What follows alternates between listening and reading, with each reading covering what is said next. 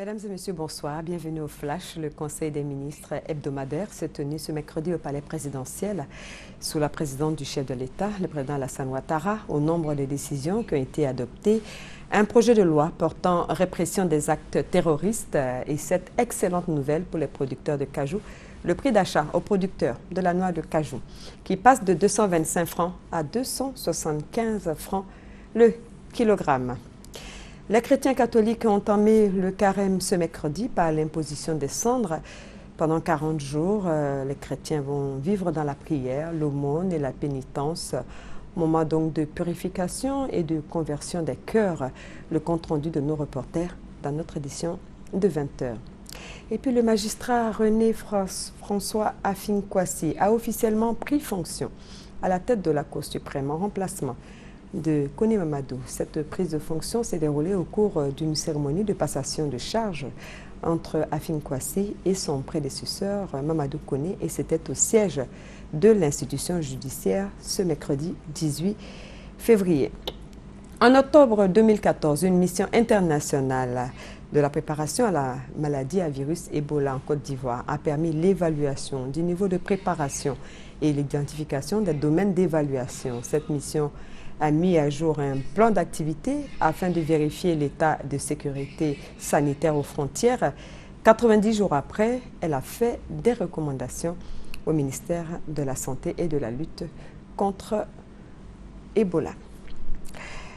Les éléphants de Côte d'Ivoire sur le toit de l'Afrique, vainqueurs parmi 16 prétendants à l'issue de la CAN 2015. Dame Coupe est en Côte d'Ivoire depuis le 9 février. Elle continue son tour d'honneur. Hier, elle avait rendez-vous avec le corps diplomatique et les institutions internationales accréditées dans notre pays. Une cérémonie qui s'est déroulée au ministère des Affaires étrangères. À l'étranger, l'exécutif français a utilisé l'article 49.3 pour faire passer une loi sur les réformes économiques, loi rejetée par la droite et une partie de la gauche. Cette procédure définie par la Constitution évite le vote d'un texte. Regardez. Manuel Valls engage la responsabilité de son gouvernement sur le projet de loi Macron. Le Conseil des ministres m'a autorisé à engager la responsabilité du gouvernement sur le projet de loi croissance et activité, conformément à l'article 49, alinéa 3 de la Constitution. Je ne prendrai pas la responsabilité du risque d'un rejet d'un tel projet que je considère comme essentiel pour notre économie. L'Assemblée nationale prend acte de l'engagement de responsabilité du gouvernement conformément aux dispositions de l'article 49, alinéa 3 de la Constitution. Le texte controversé sera donc considéré comme adopté en première lecture si le gouvernement n'est pas renversé par une motion de censure. Je regarde la gamelle de mes concitoyens à la fin et je pense que leur gamelle ne va pas se remplir avec ce projet de loi. Je m'excuse d'être un peu trivial, mais dans ma circonscription, il y a des gens qui viennent me voir et qui me parlent du pouvoir d'achat. Alors quand en plus vous leur dites que vous allez travailler le dimanche, moi j'ai travaillé le dimanche quand j'étais jeune comme beaucoup de gens, j'ai jamais pris de plaisir à le faire. Cette loi n'est pas bonne pour les salariés parce qu'elle ouvre la brèche à une extension du travail le dimanche. Derrière la loi Macron, ce qu'on doit voir, c'est l'échec des impôts, c'est l'échec du chômage, c'est la dégradation de la situation de nos entreprises. Et aujourd'hui, dans cette division de la majorité, c'est tout ceci qui ressurgit. Le débat sur la motion de censure devrait avoir lieu jeudi soir, selon une source proche de l'UMP.